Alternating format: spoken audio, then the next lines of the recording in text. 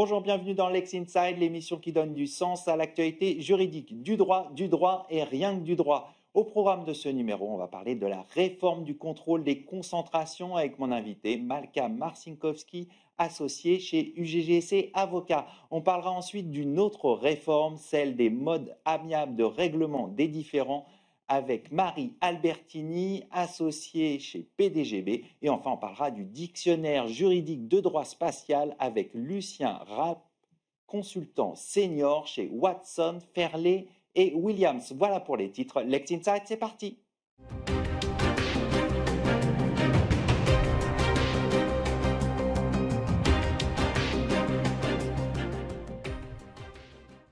On commence ce Lex Inside, on va parler de la réforme du contrôle des concentrations avec mon invité Malka Marcinkowski, associée chez UGGC Avocat. Malka, bonjour. Bonjour Arnaud. On va parler ensemble de cette réforme du contrôle des concentrations, de l'autorité de la concurrence. On va voir quel est son contenu, l'origine de cette réforme. Mais avant toute chose, pouvez-vous nous expliquer quel est le cadre européen du contrôle des concentrations et quelles sont les récentes évolutions jurisprudentielles? Au niveau européen, Arnaud, il existe un contrôle ex ante des concentrations, donc avant leur réalisation, dès lors que les entreprises parties à l'opération de concentration franchissent certains seuils de chiffre d'affaires. Et dans ce cas-là, si les seuils européens sont franchis, il s'agit d'une concentration de dimension communautaire et il faut obligatoirement notifier l'opération devant la Commission européenne. S'il ne s'agit pas d'une concentration de dimension communautaire, il revient à chaque autorité nationale de concurrence au sein de l'Union européenne, sous réserve de leur législation, de contrôler les opérations de concentration. En France, l'autorité compétente, c'est l'autorité de la concurrence qui vérifie et contrôle les opérations de concentration. Si certains seuils de chiffre d'affaires moins élevés qu'au niveau européen, bien évidemment, sont remplis en France. Alors, ce qui s'est passé récemment, c'est qu'il y a eu une remise en cause, quelque part, de la sécurité juridique liée à ce contrôle des concentrations, à cette réglementation. Pourquoi il y a une remise en cause? Remise en cause, puisque actuellement, c'est assez binaire. Soit l'opération de concentration, les parties à l'opération franchissent des seuils de chiffre d'affaires et il faut notifier l'opération à l'autorité compétente, soit les seuils ne sont pas atteints et il n'y a pas à obtenir d'autorisation pour réaliser l'opération. Et ce qui s'est passé, c'est que la Commission européenne a eu une nouvelle interprétation d'un article 22 du règlement sur les concentrations et a accepté que les autorités nationales de concurrence renvoient des opérations de concentration qui ne franchissent pas les seuils nationaux de contrôle à la Commission pour qu'elles soient examinées par la Commission européenne, dans la mesure où ces opérations qui ne franchissent pas les seuils étaient susceptibles de poser des problèmes de concurrence. C'était principalement pour appréhender ce qu'on peut appeler notamment les killer acquisitions, c'est-à-dire l'acquisition par une société en position dominante, d'une société qui réalise très peu de chiffre d'affaires, donc les seuils de notification ne sont pas remplis, mais très innovante, donc avec un fort potentiel concurrentiel, absolument. Alors c'est dans ce contexte que vous venez de décrire que l'autorité de la concurrence a décidé de lancer une consultation. Expliquez-nous un peu. Alors, il se trouve que la Cour de justice s'est prononcée sur l'interprétation de la Commission, qui l'a d'ailleurs mise en œuvre, puisqu'elle a été jusqu'à interdire une opération Illumina Grail. La Cour de justice, en septembre 2024, a invalidé la position de la Commission, de sorte que les autorités nationales de concurrence ne peuvent pas renvoyer à la Commission des opérations sous les seuils de notification. Et c'est la raison pour laquelle l'autorité de la concurrence a lancé une consultation, puisqu'elle aimerait pouvoir appréhender des opérations de concentration qui ne sont pas sous les seuils, dès lors que ça pose de vrais sujets de concurrence, et elle voulait connaître quels pouvaient être les critères et les conditions de mise en œuvre d'un tel pouvoir de contrôle. Pour bien comprendre, aujourd'hui, elle ne pouvait pas saisir des opérations elle-même? Non, en réalité, l'autorité de la concurrence est compétente dès lors que des seuils de chiffre d'affaires sont atteints par les entreprises parties à l'opération. Si on est sous ces seuils, ça n'est pas possible. Il y a des outils, en revanche, qui existent, mais ce n'est pas dans le cadre du contrôle des concentrations, au titre des pratiques anticoncurrentielles, où on peut effectivement appréhender une opération, mais après sa réalisation, sous l'angle, par exemple, d'un abus de position dominante. Donc on va revenir sur cette consultation lancée par l'autorité de la concurrence. Elle laissait plusieurs options. C'était quoi les hypothèses? Alors effectivement, il y avait 3 options laissées aux parties prenantes à la consultation. La première option, c'est un pouvoir d'évocation. donnée à l'autorité de la concurrence selon certains critères qualitatifs ou quantitatifs, donc qui permettraient à l'autorité de se saisir des opérations sous les seuils. La deuxième option consistait à dire que l'autorité allait examiner les opérations de concentration sous les seuils dès lors que l'entreprise acquéreur, par exemple, détenait de manière évidente un fort pouvoir de marché. Et ça concernait par exemple les hypothèses où une entreprise envisageait de prendre le contrôle d'une autre, mais cette entreprise avait fait l'objet d'une sanction pour abus de position dominante par le passé, par exemple. Et troisième et dernière option, c'était en réalité statu quo, c'est-à-dire qu'on n'envisage pas de modifier la loi, on applique les outils existants qui consistent à pouvoir contrôler une opération de concentration après sa réalisation en utilisant par exemple le moyen de l'abus de position dominante, et ça a été d'ailleurs reconnu par la Cour de justice dans l'affaire Towercast en 2023. D'accord. Finalement, ça a donné quoi cette consultation? Qu'est-ce qu'on a retenu comme piste, comme hypothèse? On a retenu, enfin en tout cas l'autorité a retenu l'option du pouvoir d'évocation. L'autorité a reçu 26 contributions en réponse à sa consultation, ce qui est beaucoup. Et c'est l'option qui a été, si je puis dire, la mieux accueillie par les personnes qui ont répondu. Alors, pourquoi? C'est quoi l'intérêt de ce pouvoir d'évocation? Alors, mieux accueilli, je prends des pincettes parce qu'il faudra être précis sur les conditions de mise en œuvre pour éviter toute insécurité juridique.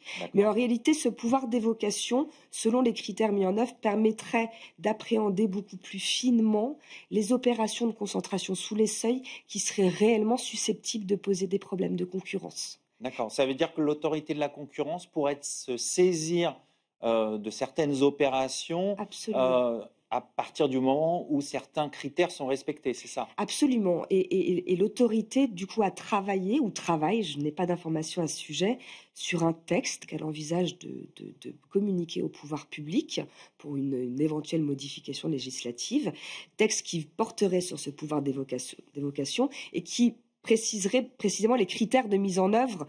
Bien évidemment, on ne pourra pas contrôler toutes les opérations d'acquisition sous les seuils. Quelles pourraient être les conséquences pour les entreprises si jamais ce pouvoir d'évocation venait à naître finalement? Alors, je verrai trois conséquences à ce stade, dans la mesure où on n'a pas tellement d'informations sur l'objet précis du texte qui sera communiqué au pouvoir public par l'autorité, mais il y a potentiellement une vraie insécurité juridique. Là où maintenant, dès lors qu'on ne remplit pas les seuils, on peut réaliser l'opération, il n'y a pas de sujet. À l'avenir, si le pouvoir d'évocation est adopté, il faudra examiner toutes les opérations qui ne remplissent pas les seuils, à l'effet d'examiner s'il y aura potentiellement des problèmes de concurrence qui pourront se poser, sans connaître l'issue éventuelle de cette analyse. C'est le premier point. Le deuxième point, des très gros coûts additionnels pour les entreprises, puisque bien évidemment, procéder à une telle analyse nécessite beaucoup de temps et des coûts importants qui, du coup, pourraient avoir un impact, et c'est mon troisième point, sur le business model des petites entreprises innovantes qui, du coup, seraient potentiellement impactées par cette réforme. D'accord, donc des conséquences qui peuvent être importantes pour les entreprises. Absolument, très importantes, avec une vraie sécurité juridique. Alors, il faut attendre, bien évidemment, le texte. Si jamais il est soumis au pouvoir public, dans l'incertitude actuelle, on ne sait pas trop ce qui va se passer. On attend de voir effectivement comment, déjà, quel gouvernement sera sorti, et puis ensuite, voilà, ce que va faire l'autorité de la concurrence derrière. Pour terminer, en quelques mots, c'est une bonne réforme telle que, avec les incertitudes qui restent, mais est-ce que ça va dans le bon sens? Alors, selon moi, on est dans une hypothèse de simplification du contrôle des concentrations. C'est pas tellement dans ce sens que cela va.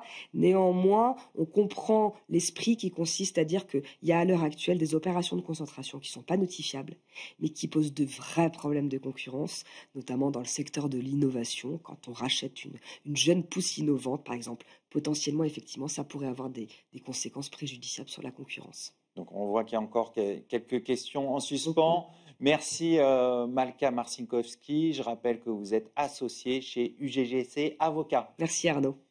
Tout de suite, l'émission continue. On va parler d'une autre réforme, la réforme des modes amiables de règlement des différends.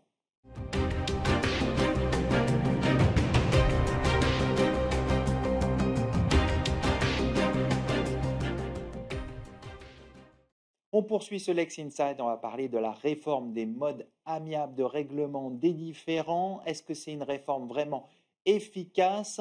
Pour en parler, j'ai le plaisir d'accueillir sur ce plateau Marie Albertini, associée chez PDGB. Marie Albertini, bonjour. Bonjour Arnaud. Alors, on va parler ensemble en détail de cette réforme des modes amiables de règlement des différends, mais tout d'abord, pouvez-vous revenir sur son origine?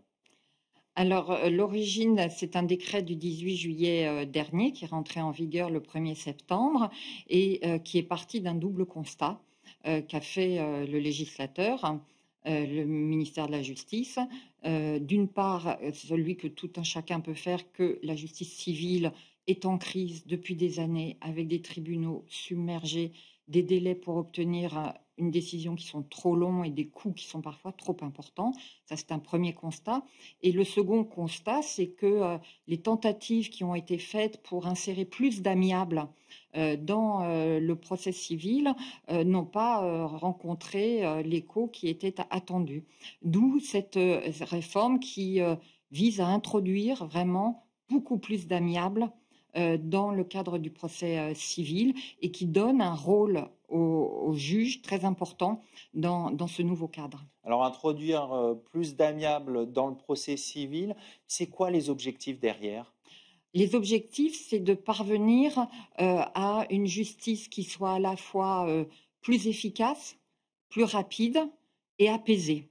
Qu'on sorte de ce qui est aujourd'hui le principe de l'affrontement avec un juge qui statue, qui tranche, mais qu'on s'oriente vers plus de possibilités de résolution amiable. L'idée, c'est aussi de désengorger les tribunaux? Bien sûr, désengorger les tribunaux, mais ça ne va pas être le premier objectif qui est mis en avant.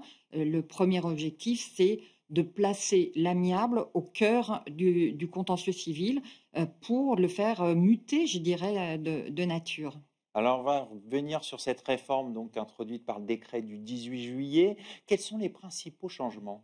Ils sont nombreux, j'en citerai les principaux. Tout d'abord, il y a la réunion d'information avec un médiateur. Jusqu'à présent, le juge pouvait délivrer une injonction aux parties d'avoir rencontré un médiateur pour une simple réunion d'information, pas pour rentrer en médiation. Et cette réunion est une réunion gratuite. Et la pratique a permis de constater que dans de nombreux cas, les parties ne déféraient pas à l'injonction et donc ne rencontraient pas de médiateur. Donc la grande nouveauté depuis le 1er septembre, c'est qu'il y a une sanction si les parties ne viennent pas rencontrer le médiateur sans motif légitime. Le juge pourra prononcer une amende pouvant aller jusqu'à 10 000 €. L'idée, c'est vraiment de favoriser cette médiation, c'est ça? De pousser un petit peu, d'inciter un peu plus les parties. Ça, c'est une première réforme importante. La deuxième, je dirais, c'est l'audience de règlement amiable qui se voit totalement généralisée à tout le contentieux civil. C'est-à-dire que jusqu'au 1er septembre, c'était réservé un petit peu à titre expérimental. Aujourd'hui, c'est toutes les juridictions civiles, donc y compris le tribunal de commerce, y compris en appel. Ça, c'est une grande nouveauté aussi. La durée de la médiation a été modifiée. C'était jusqu'à présent 3 mois, renouvelable 3 mois. Aujourd'hui, c'est 5 mois, éventuellement renouvelable 3 mois, donc une durée totale de 8 mois qui permettra sans doute d'aboutir à plus d'accords grâce à une durée plus longue. Le fait d'allonger ces conciliations, ces médiations, pour vous, c'est plus favorable à obtenir une solution? Oui, parce qu'en réalité, les 5 mois vont être une durée plus effective et plus pratique. Il y a de nombreux juges de la mise en état qui faisaient partir en réalité le début de la médiation à la première réunion plénière de médiation, ce qui pouvait laisser passer 2-3 mois sans qu'il ne se passe rien. Aujourd'hui, en réalité, le délai est plus efficace. Alors, une autre efficacité ou nouveauté pour rendre justement plus efficiente cette réforme des mardes, c'est que le juge va pouvoir désormais décider d'une audience de règlement amiable. Qu'est-ce que ça change? Alors, l'audience de règlement amiable existait déjà avant la réforme de juillet 2025, mais là, l'audience de règlement amiable a été élargie à toutes les juridictions civiles.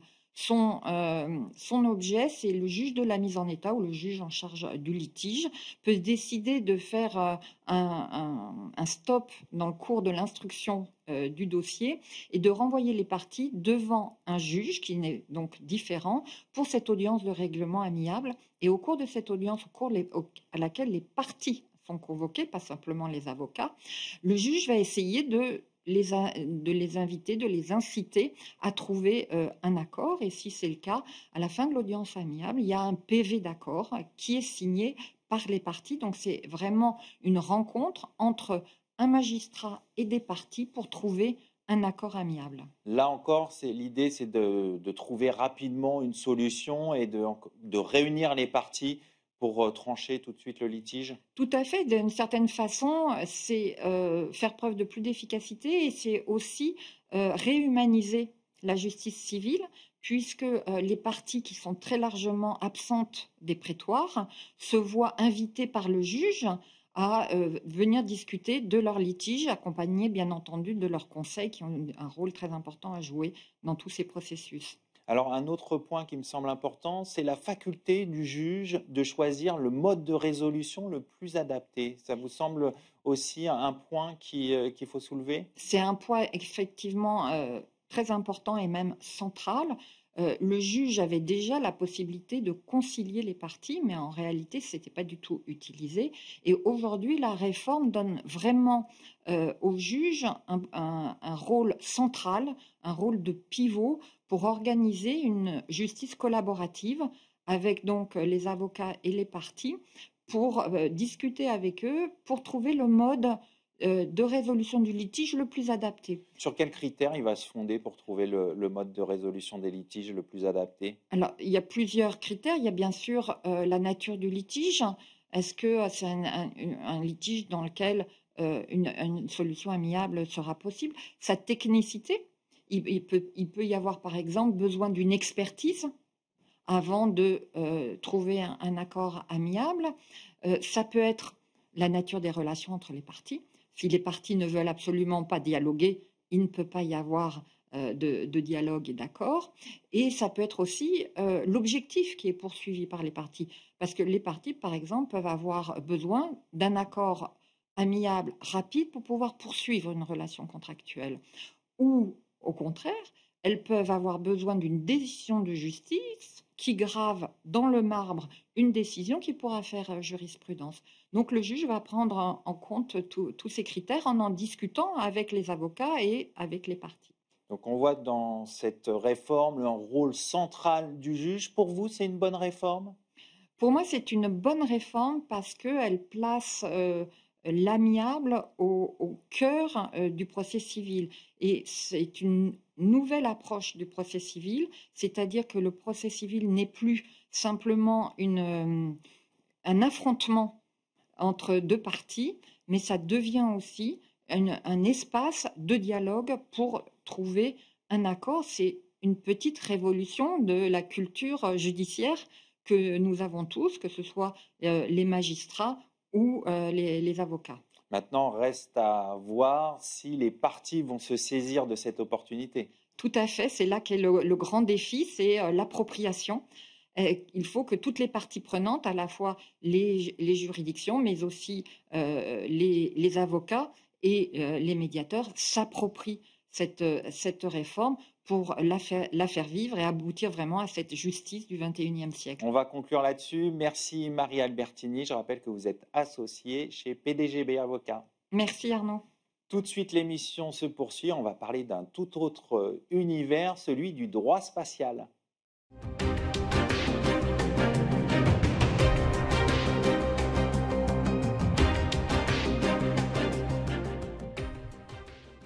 On poursuit ce Lex Inside, on va parler du dictionnaire juridique de droit spatial The Spationary avec mon invité Lucien Rapp, consultant senior chez Watson, Fairley et Williams, qui a dirigé l'écriture de ce dictionnaire. Lucien Rapp, bonjour. Bonjour Arnaud. Alors on va parler ensemble de ce dictionnaire juridique du droit de l'espace qui contient 218 termes juridiques. Mais avant toute chose, pourquoi avoir choisi de faire un tel dictionnaire sur le droit de l'espace? Eh bien parce qu'il n'en existait pas. Et les traités qui régissent le droit international de l'espace sont des textes dans lesquels il n'y a pas de définition. Les lois spatiales nationales, qui se sont multipliées depuis le début du siècle, en revanche, ont des termes définis. De la même façon, dans les contrats que passent les opérateurs, il y a des termes définis. Et ce qui, à l'origine, pouvait constituer une solution, le fait d'avoir des textes sans définition et que l'on pouvait adapter au fil des circonstances, est devenu un véritable problème parce qu'on est en pleine cacophonie juridique. Et donc l'idée de ce dictionnaire, c'est de donner un certain nombre de références aux praticiens pour leur permettre d'avoir des repères et de pouvoir construire leurs contrats. Donc ce dictionnaire nous donne des références, permet de clarifier les concepts, mais au-delà de cet outil, qu'est-ce qu'il nous dit du droit international de l'espace? Il nous dit trois choses qui sont importantes. La première, c'est que le droit international de l'espace est important, il est vivant et que les règles contraignantes qu'il contient sont importantes pour l'ensemble des opérateurs. Il nous dit ensuite que ce droit international de l'espace s'est adapté à la nouvelle économie du secteur spatial, aux préoccupations géopolitiques qui sont celles des derniers mois.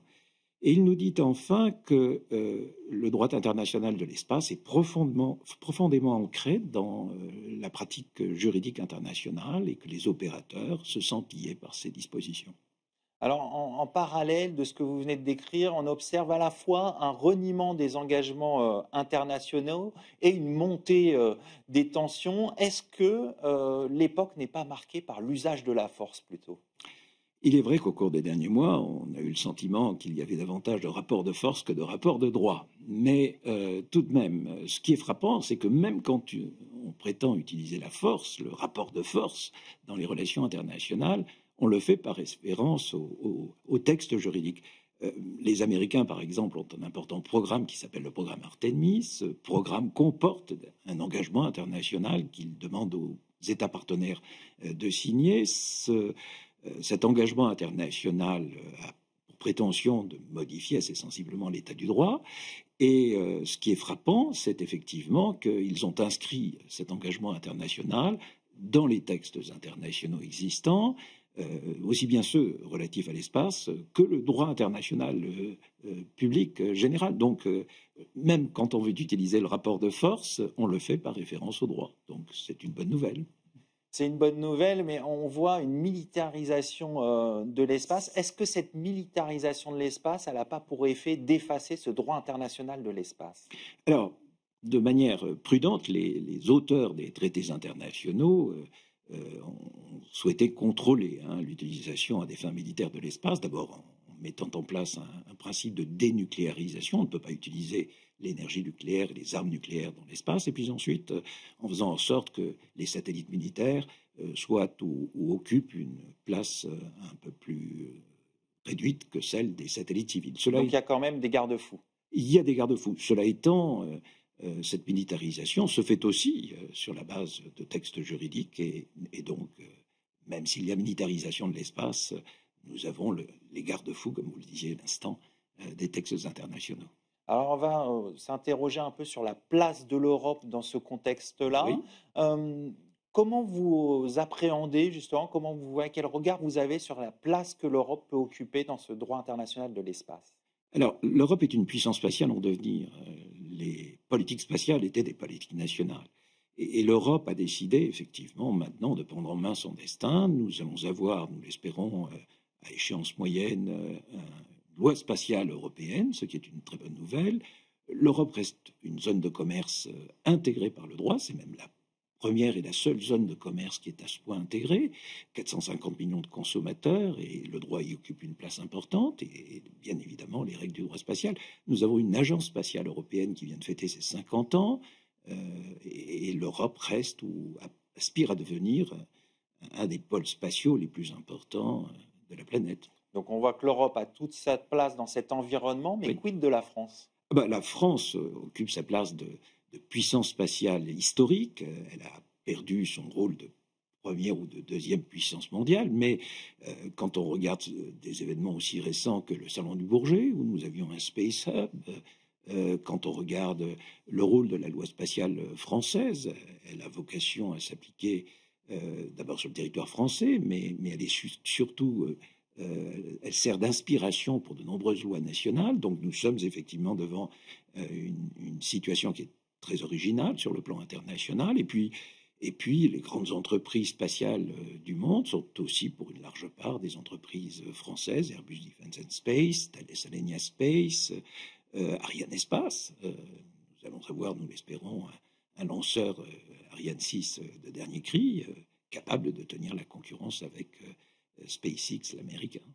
Alors, ce droit international de l'espace est élaboré en grande partie par les nations occidentales. Est-ce qu'il peut rallier des grandes puissances comme la Chine, la Russie, l'Inde, ou voire des pays émergents en Afrique ou au Moyen-Orient? Il les rallie parce que l'espace ne peut exister que par la coordination, par la coopération internationale. Et pour ne prendre que cet exemple, tout ce qui touche aux fréquences, géré par une organisation internationale qui est l'Union internationale des télécommunications, cette organisation tient tous les 4 ans une conférence mondiale de radiocommunication. Nous sommes en train de préparer la prochaine. Et ce qui est frappant, c'est qu'il n'y a pas une nation qui ne s'implique pas dans cette préparation, et toutes les nations sont très attentives à la coordination de leurs fréquences et de l'usage qu'elles font du spectre des fréquences. Alors ces dernières années, on avait vu plein d'initiatives privées, d'Elon Musk, Jeff Bezos, Richard Branson. Oui. Alors que pèse aujourd'hui le droit international de l'espace face à des personnalités comme Elon Musk, Jeff Bezos ou encore Richard Branson? Alors, vous avez raison de parler de personnalité, parce que ce sont d'abord des entrepreneurs très créatifs, très dynamiques et capables de réaliser leurs rêves, ce qui est une première qualité. Ce qui est très notable, c'est le fait que ces entreprises soient devenues des entreprises équivalentes à des États. Elles sont souveraines et elles sont même entrées dans le bureau ovale de la Maison-Blanche à la faveur de l'élection de Donald Trump. Ces entreprises pèsent, mais ce qui frappe quand on les voit se déployer sur le plan international, c'est qu'elles le font avec des services juridiques qui sont construits, et quand on conseille en face d'elles des opérateurs nationaux, des opérateurs européens, on est frappé de constater qu'on parle du droit et on en parle avec beaucoup d'autorité de part et d'autre. Les services juridiques sont très étoffés. Il n'est pas question de sortir des règles classiques du droit international ou du droit des contrats. Donc ça veut dire que le droit international de l'espace a tout l'avenir devant lui? Je l'espère. En tous les cas, le dictionnaire auquel vous faisiez très aimablement référence est là pour y contribuer. Il y aura peut-être une deuxième édition? Il y aura des éditions régulières parce que, évidemment, le vocabulaire évolue comme le droit, et le vocabulaire n'est que la représentation verbale des règles qui constituent le droit international de l'espace. Bon, on va suivre tout ça de près. Merci Lucien Rapp de nous avoir présenté ce dictionnaire. Je rappelle que vous êtes consultant senior chez Watson, Farley et Williams. Et je suis professeur d'université aussi. C'est le moment de conclure cette émission. Merci de votre fidélité. Restez curieux et informés. À très bientôt sur Be Smart for Change.